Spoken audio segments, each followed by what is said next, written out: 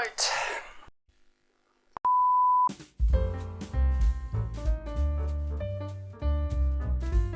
Hello everyone. I am back after a brief hiatus. My apologies for that. As you might be able to tell, I've got a different background, and that is because I have moved. So I haven't had quite the same amount of time to make any videos, but I'm finally settled in. I'm in my office space, so I will hopefully have the capacity to make some more videos for you. And as much as I love doing the sort of mini documentary videos that seem to be most popular on the channel, they do take a huge amount of time to research and to edit. And so I wanted to do something a little bit different this time and take on a slightly more relaxed project that I could do in my spare time.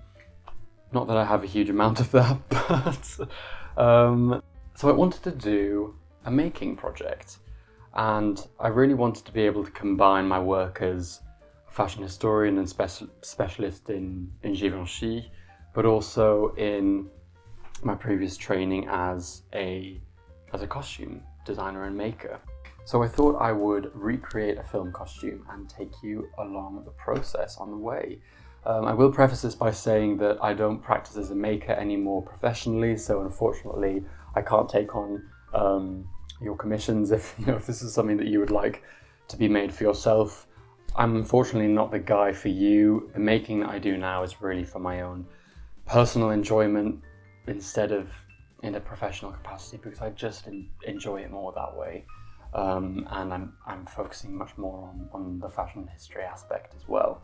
But for those of you who follow me on Instagram as well, you may actually remember a while ago I did a poll asking you which dress you wanted me to make. So you may be aware of which one I'm going to be recreating already, if you also can't already tell from the title of the video.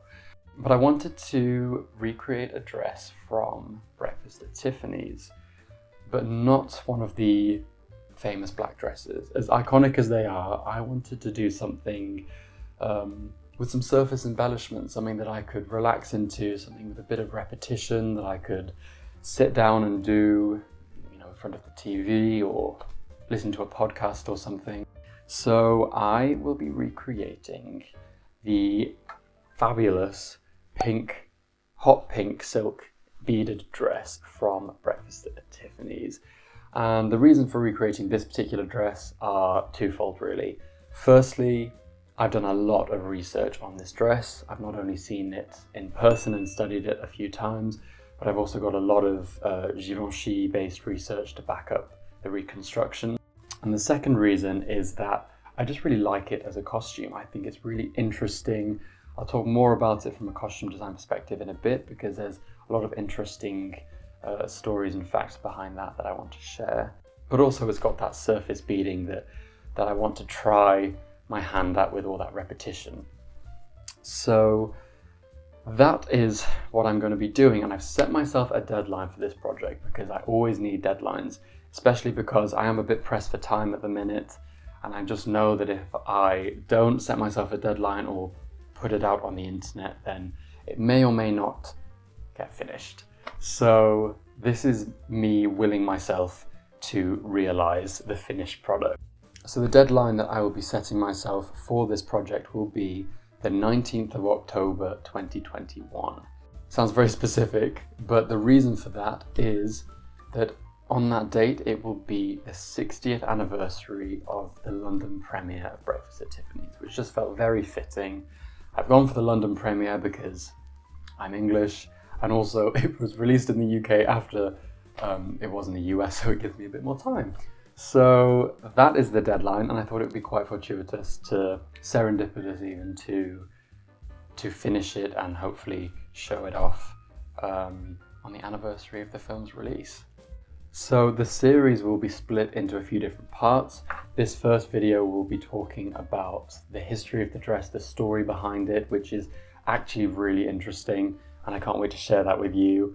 And then there will be, I think the next video will be about drafting the pattern, and the video after that will be starting the making process and the surface embellishment, and then hopefully a final video will be the finishing details and the reveal of the finished product.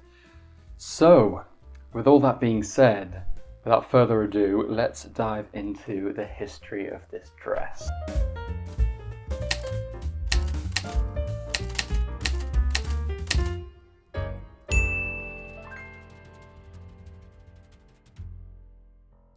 So I will start off by saying that this dress was designed by the French couturier Givenchy and selected by Audrey Hepburn for the film.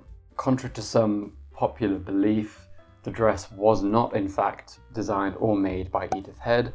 It was made in the Givenchy atelier in Paris and brought to Hollywood by Audrey Hepburn herself. All the Givenchy pieces that she wears in this film, the two black dresses, this pink dress, the orange coat, were all selected from his autumn-winter 1960 haute couture collection. And whilst the others were taken as they were from the runway and translated directly onto the screen with no changes, this pink dress is really interesting because the dress we see in the film is not the way that Givenchy originally designed it, and the changes were made thanks to Audrey. So when he presented his autumn-winter 1960 couture collection, he actually designed the dress to be not in the hot pink fabric, but in black. It was another little black dress. Not only that, but the neckline was different to how we see it in the film. Originally, the dress was designed to have a much higher neckline. The black version of the dress was actually a very popular design from the collection. It was ordered by clients such as the model Capucine and Lee Radziwill, who, if you have any interest in, I have another video where I uncovered one of her long-lost Givenchy dresses, so go check that out as well. But it was a very popular model from the collection, and Audrey clearly really loved it. However, she had already selected 2 other black dresses from the collection to wear in the film, and a third would have just been overkill. She also needed a dress that would symbolize her character's state of mind during this portion of the film. For those of you who don't know the storyline of the film, I'm not going to go into the whole thing, but this moment in the story, she is dating a Brazilian millionaire. A Brazilianaire. I enjoyed that too much. She's dating a Brazilian millionaire, and she's living in this sort of unrealistic fantasy where she believes that she will be married to the future president of Brazil and she'll be in a position of financial security. And it turns out that that is really just a fleeting moment. It's a bubble that has eventually burst. And so she needed to wear a dress at this point in the film that would symbolize this fantasy world that she was living in. And compared to the other dresses that she wears in the film, this one feels very different. It's not as simple and elegant and as refined as the other dresses that she wears. And instead it's this bright pink, verging on tacky, forgive me for saying, dress that is covered in crystals, and she wears it with a matching pink coat and paste pink crystal tiara and pink shoes, and it's all very sort of ostentatious and really symbolic of her state of mind. She's living in this unrealistic world. And because of this, Audrey needed to wear a dress that she felt would symbolize this moment in Holly's trajectory. So Audrey requested that she be made this dress designed by Givenchy. However, she wanted him to make a few changes. Firstly, to make it in this incredible hot pink fabric that we see in the film. Not only that, but she wanted the neckline to be lowered, perhaps to be slightly more, provocative, I guess. So she asked for the neckline to be changed to match the neckline of another dress that he designed for this couture collection.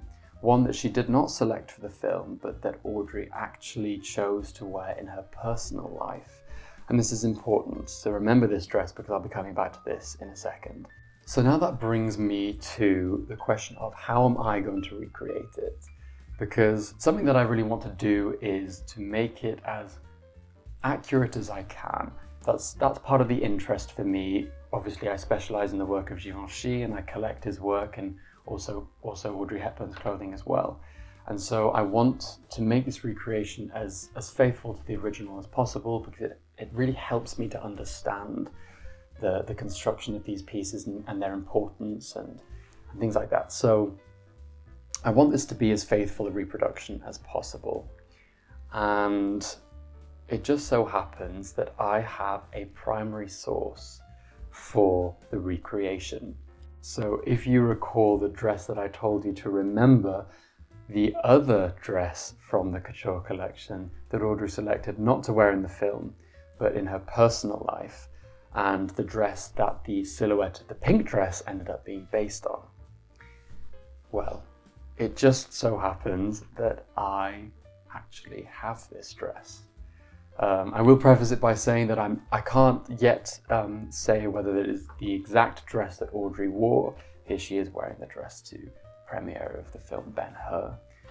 But it is in her measurements, and regardless, it is exactly the same construction as not only her dress, but also the pink dress worn in the film. The only slight difference I'm able to recognize between the two in terms of the cut and silhouette is that the skirt of the pink dress appears to be a bit fuller than this cocktail dress, which is a very simple correction to make. I'll just make the panel, the skirt panel, slightly wider to gather into the waistline. But it means that I have this primary source to reference throughout the making process. So I can see all the finishing details, I can see what the dress was flat-lined with, if it was, or if it was lined, or how the zip was put in. And so I have all that at my fingertips, which is such an exciting prospect for this project, and another reason why I was keen to take it on. So I will be sharing all those little details along the way, so you'll be seeing lots of those couture finishings and there's the small little Givenchy details in the next few videos. Other than that, I have found the perfect fabric, which is more faithful to the dress in person as opposed to what we see on the screen. Breakfast at Tiffany's as a film has been restored, and I think some of the colours slightly corrected. So the dress that we see in the film is this bright pink, almost fluorescent it seems sometimes. But when I've seen the dress in person, the colour seems to be ever so slightly different, and I found the perfect silk to match that shade. I've also been able to source the perfect fan appliques to be adding as the embellishment, which I will be cutting and sewing individually, but also dyeing, because currently they are white. And I only hope that I have enough, because there is quite a lot on the dress, but I bought the whole stock. So I can only hope that I've got enough of that. I've also sourced a pink silk organza to flatline the dress, which is another detail that I will be going into in the next few videos as to why this was a signature trademark of Givenchy's construction. So that is everything that we have in place. I'm really excited about this project, and I hope you are too. If you have any questions about the history of the dress or its design, or in the future of the making, then please don't hesitate to ask below. It is my job to answer those questions, especially regarding Givenchy. So if you have any particular queries about the design or Audrey's relationship with Givenchy during the making of this film, or any of the films, for instance, then please just comment below and I will do my best to answer them for you. In the meantime, I will keep you updated with how this project goes along. There will probably be more little bits here and there on my Instagram, so if you want to go follow that over there, please do. And I hope you have a lovely day wherever you may be, and I will see you in the next one.